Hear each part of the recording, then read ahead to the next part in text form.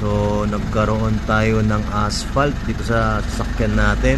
Ngayon, subukan natin siya tanggalin gamit yung Kobe pitch cleaner natin.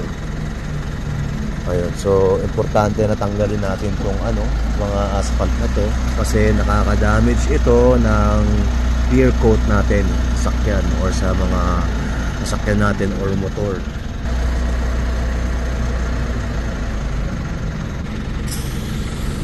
Ayan, pagka-spray pa lang, ito naman talaga yung asfalto. Yun. So shake lang ng mabuti yung Kobe and lang, ipunas lang. Tanggal ka agad, Unlike sa mga ganyan na hindi nalagyan, hirap tanggalin yan.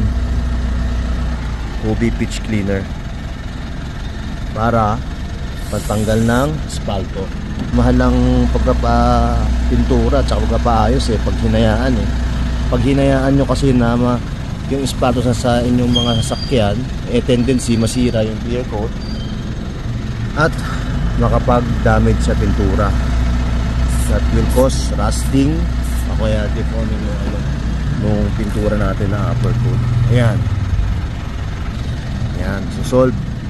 Hindi na kailangan pumunta sa mga detailing shops para patanggal yung asphalt natin o sa mga car shops. Kayang-kaya na yan ng Kobe pitch cleaner sa ating mga sasakyan o motor.